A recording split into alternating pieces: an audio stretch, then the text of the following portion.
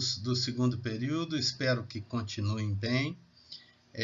Nesse pequeno Power, então, vamos discutir o nosso último exercício e introduzir o próximo. O nosso último exercício, no próprio nome, né, do artigo, já estava classificado. É um estudo de casos e controles, né? É chamado caso-controle, casos e controle, caso-controles. Cada um escreve de um jeito, né? Os estudos de caso-controle fazem parte, então, dos estudos observacionais analíticos. Os dois estudos mais comuns nesse grupo são estudos de coortes, que eu formo dois grupos de pessoas não doentes, expostas e não expostas a um fator e acompanho, e o de casos controle, que eu faço um grupo de doentes, um grupo de controle, que são pessoas saudáveis, e vejo se no passado deles eles foram expostos ou não. E aí eu faço essa diferença. Nós vimos aí na metodologia, então, que os autores selecionaram crianças com tuberculose, 3 vizinhos sem tuberculose e olharam no passado deles se eles fizeram BCG. Então, a segunda dose de BCG. Estavam testando, então, a proteção de uma segunda dose de BCG. Um dos graves problemas do estudo de caso-controle, dificuldade, é falar o que é doente. Vejam que nesse estudo eles se basearam também em raio-x de tórax, mas o raio-x de tórax não pode ser feito, por exemplo, em gestantes, então eu teria que excluir gestantes. Então, dependendo do conceito de doença, o estudo pode mudar muito. O curioso é que esse mesmo estudo ele foi feito com a mesma definição de doentes e pegando como controles doentes do mesmo hospital com outros diagnósticos. E o resultado foi completamente diferente.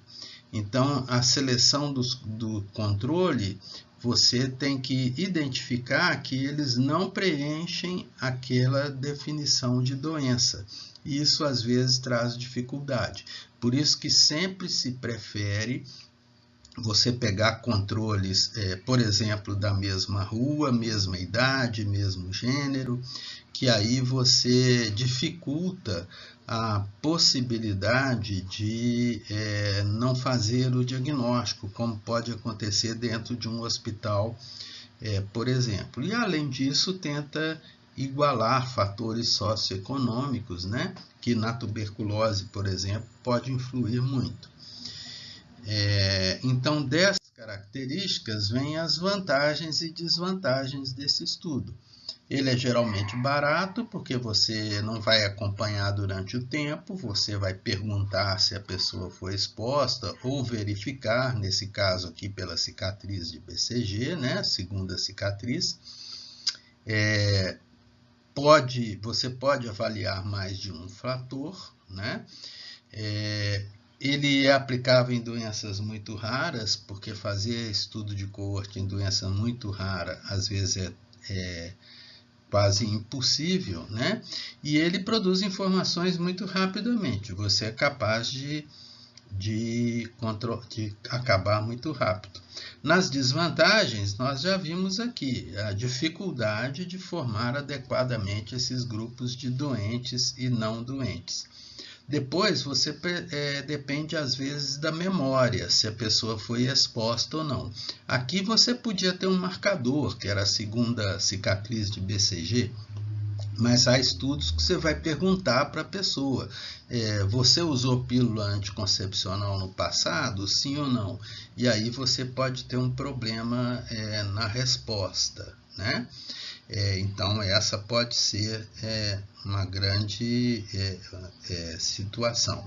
Outra coisa é, às vezes, você ter fatores de confusão porque pode ter um outro fator que está associado a esse que você está estudando, e ele está ali escondido, nebuloso.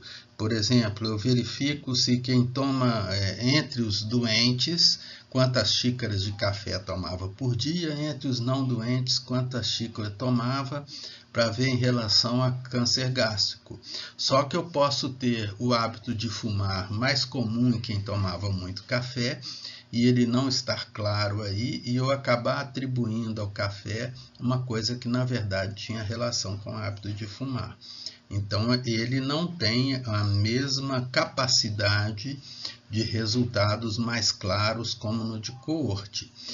Você também não mede diretamente o risco, como no de coorte, que você acompanha, vai vendo quem adoeceu e aí calcula a incidência. Aqui não, aqui você faz uma estimativa do risco através do cálculo da odds ratio, né? Então ele, embora seja estudo extremamente comum em medicina, muito aplicável a doenças raras, já nos ajudou muito, mas ele não tem a mesma qualidade dos estudos de coorte.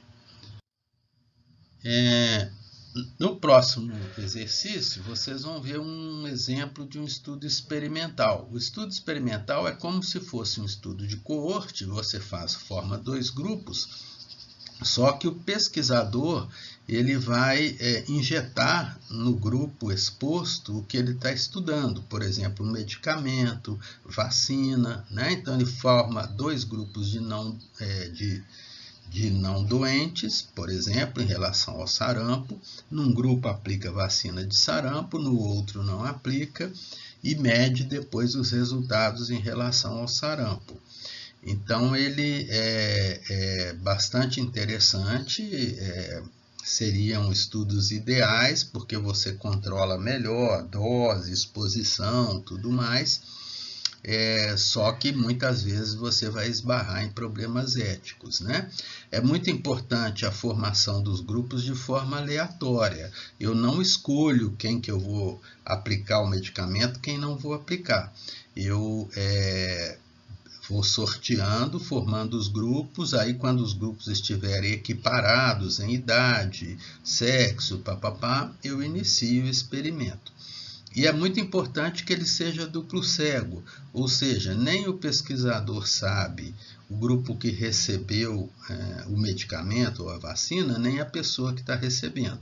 Vamos imaginar um estudo de analgésico para dor de cabeça, né? Então eu formo dois grupos de pessoas semelhantes, né? Que estão com dor de cabeça. Para um grupo eu dou o analgésico, para outro eu dou um placebo. Se o pesquisador ou as pessoas souberem quem está recebendo medicamento ou placebo, eles podem ser influenciados por isso. Então, geralmente, o pesquisador recebe de uma outra pessoa o medicamento A e o medicamento B, ele não sabe qual que é o medicamento, qual que é o placebo, por exemplo, e a pessoa também não sabe se está recebendo medicamento ou placebo. Depois ele compara os resultados do grupo que recebeu o medicamento A com o grupo que recebeu o medicamento B, e só depois é aberto para todo mundo quem tinha recebido o medicamento, quem tinha recebido o placebo. Em medicina, então, os estudos experimentais vão sempre esbarrar em questões éticas.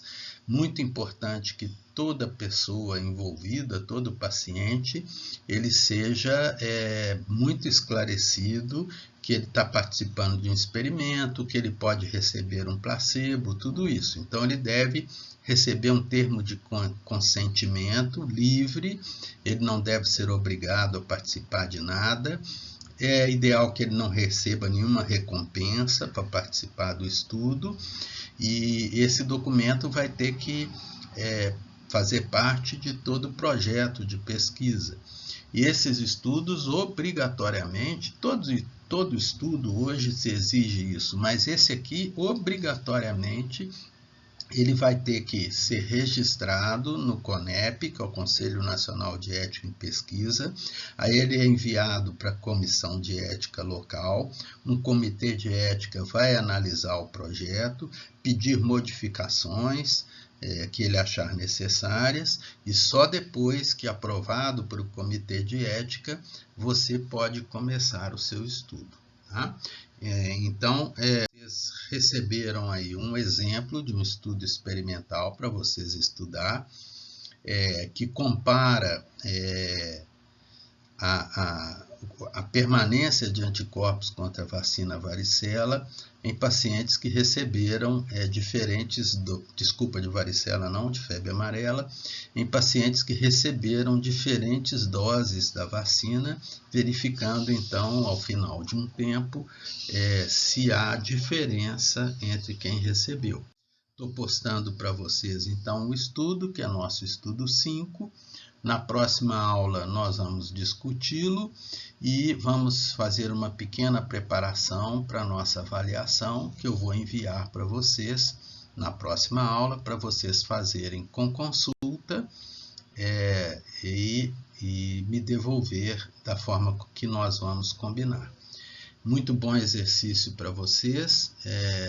Estou aqui à disposição também para dúvidas que vocês quiserem discutir. Um abraço.